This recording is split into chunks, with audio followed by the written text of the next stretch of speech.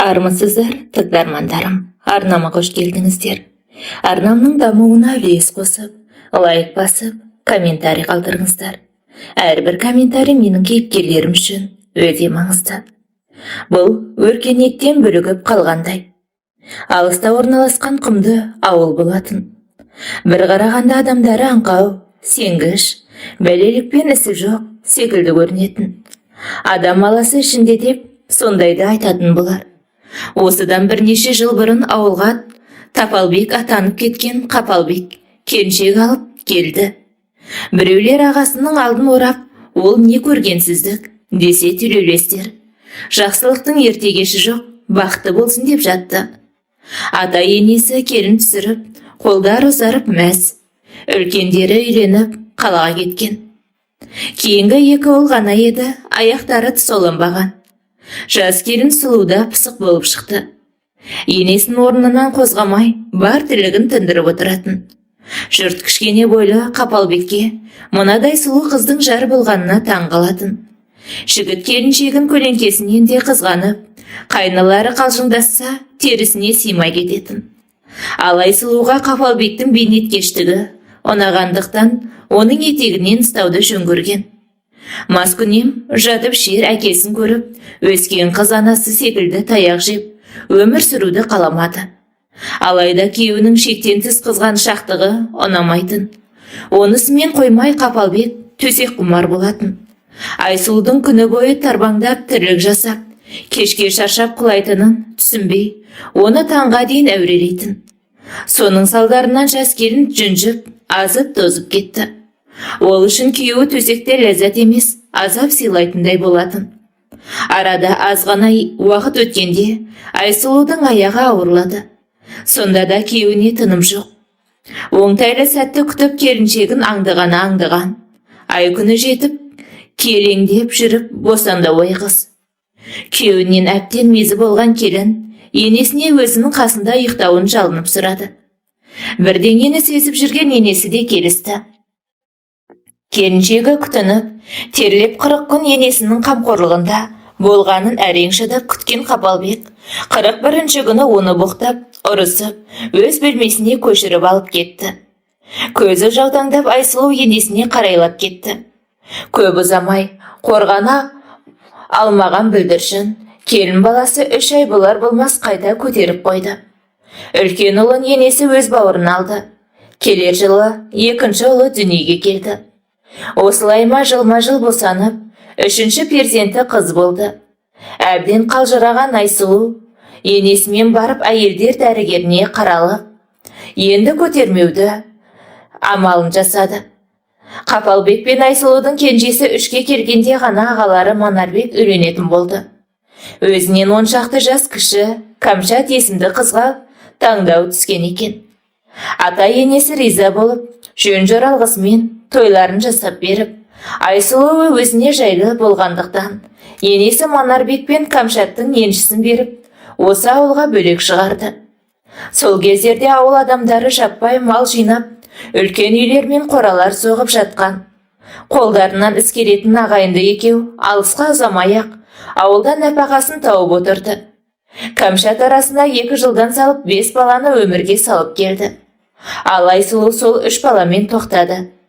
Бұл кезде де Қапалбек жұмыстан қанша шаршап келсе де, сұлу келіншегіне тыным бермейтін. Ол бейшара ошақ басында күйбеңдеп, тірлік жасағансып, кеш жатуға тырысатын. Әрі беріден соң өсіп қалған балаларын ұялататын. 2 абысын оңаша сырласып қалғанда Айсұлу күйеуінің төсек құмарлығына шағымданатын. Ал күйеуінен 10 жасқа кіші Кәмшат болса, керісінше, ризам емес екенін айтатын.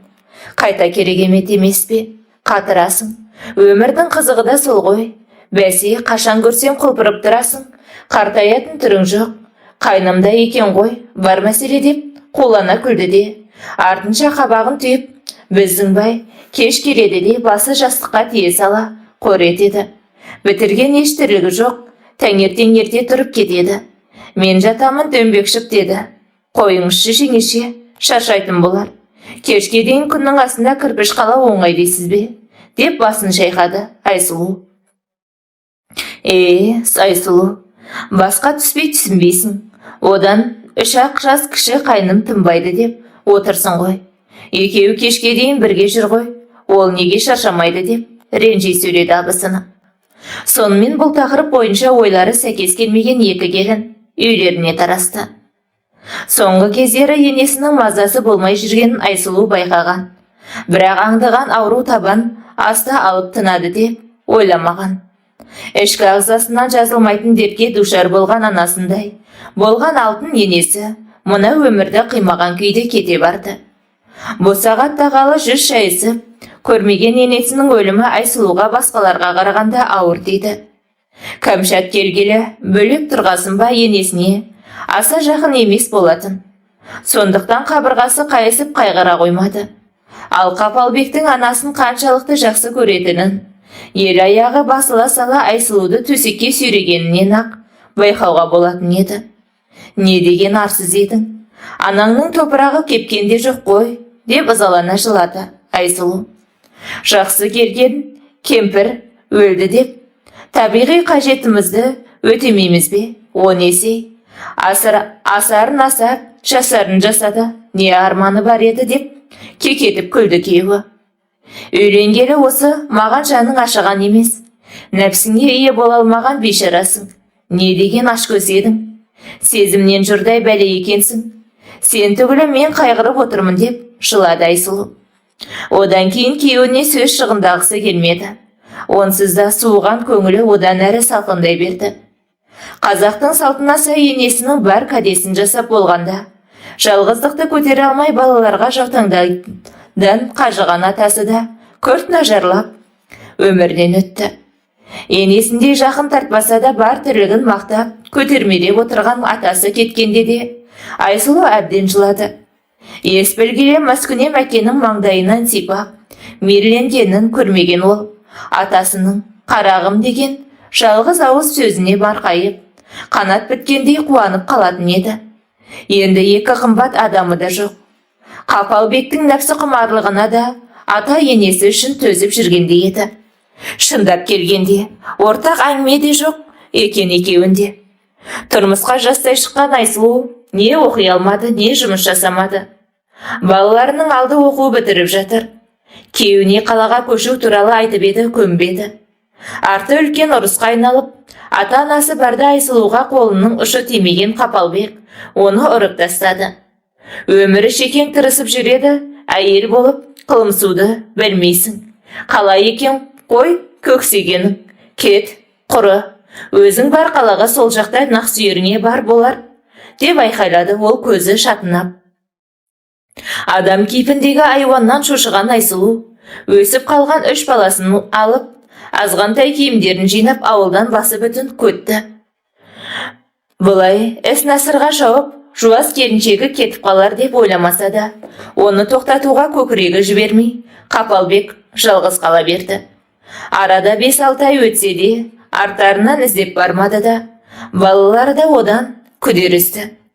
Айсұлу балаларын алып кеткен соң көп қиналды. Мұздай суға қолын салып еден жуушы болды. Аққар көк мұзда табанынан сыз өтіп, саудада жасады.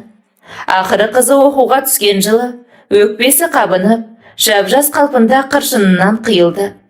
Қолдары ауыздарына жетсе де, бағыт бағдар беріп отыратын анаға сәру балалары қалды шырылдап. Іздеп келейін деген әке де жоқ. Бұл уақытта Кәмшаттың да балалары ержетіп қалған. Күйеуі Манарбек өмір бойы құрылыс жасап, әбден денсаулықтан айырылған еді.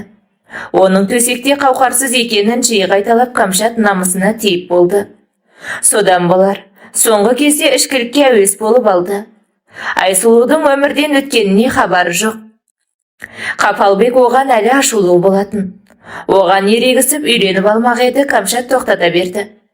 Қайнысының жалғыз күйде жағдайы болмайтынын айтып, үйге жиі шақырып алатын. Манарбектің үйге келді деген аты болмаса, аузынан ақ ит кіріп, қара ит шығып, мас күйде күңкілдеп жататын. Кезінде Айсұлудың Қапалбек туралы айтқандары есіне түссе, Кәмшаттың денесі бір ісіп, бір суып мазасы қашатын. Түні бойы қайнысын ойлап есі кететін. Ол үйленемін десе үзілді кесілді қарсы болатын.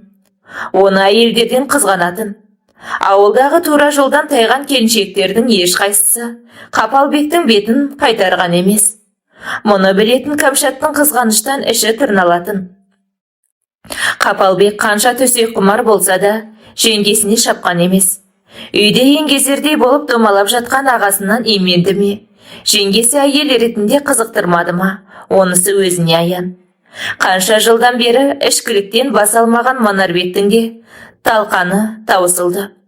Қыздарының алды тұрмысқа шығып кеткен соң, бауыры езіліп, кеткендіктен қайтыс болып кетті. Кәмшат кіші ұлы мен қызы үшеуі қалды. Күйеуінің жылы өткен соң, ағайын туыс екеуін әмеңгерлікпен қосар деп үміттенген. Оған екеуі де жас емес, сондықтан ол туралы ешкім сөз қозғамады. Жағада қалған балықтай шөлі қанбаған Кәмшат қалды 40-тан енді асқанда. Түн баласы өзін өзі сипалап өлердей болады.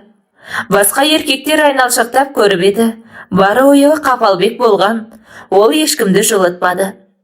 Жеңгесі жесір қалған соң Қапалбек отынын жарып, сынған жерлерін жөндеп беріп, тамақ ішіп кетіп жүрді.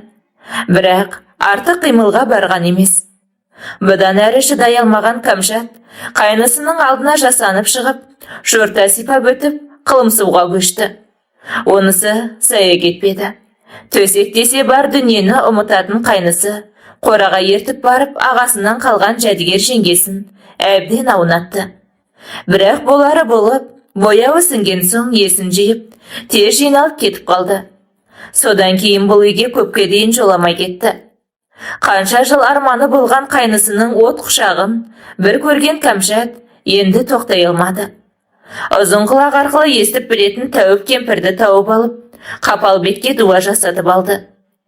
Беттің арын берге түйіп, оны тамаққа шақырды. Әкелген дуалы дүниесін тамаққа қосып берді. Бітті. Содан бері Қапалбекке ешкім керек емес. Бараңды ғана Кәмшат, тіпті некелі жары секілді, оны қызғанатын болған.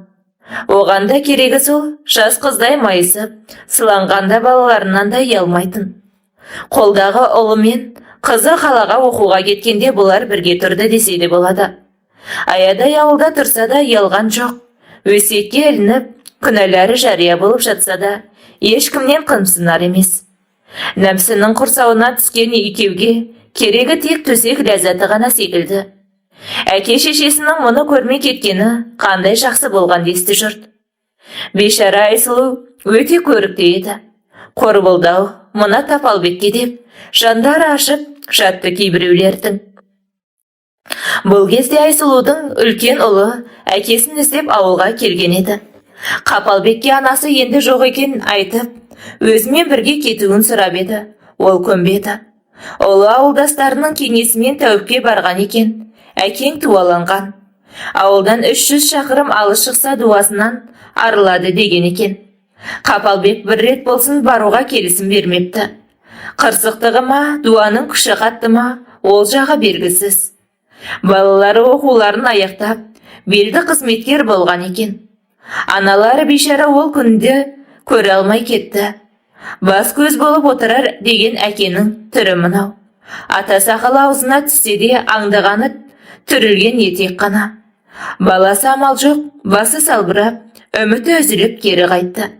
Кезінде анасына бекер кінә артқанын түсінді. Әкесін ешқашан өзгермейді екен. Ал Кәмшаттың қыздар ана болып жатыр. Арасында немерелерімен келіп тұрады. Анасы мен ағаларының етті тірлігінен олар да хабардар. Бірақ батырып ештеңе айта алмайды. Әке шешең жынды болса, байлап бақтың кері. Олар туралы бүкіл ауыл құлағдар болған. Бұл тұрғыда пікірлер екіге айырылып жатады. Үлкендер бетін шымшып, жүздеріне түкіруге даяр болып отырса, жастар жағы екеуінің үйлене салғандары дұрыс екен айтып жатады. Ал бұлар балдарынан ұяладымыз. Мейлі, бұл олардың тағдыры, жеке өмірі. Дегенмен Қамшат секілді әйелдердің кесірінен жесірдің бәрі көрінгенге етек ашатындай болып көрініп тұрады. Әңгіменің соңы, сейін қойып тыңдағандарыңыз үшін алғысымыз шексіз.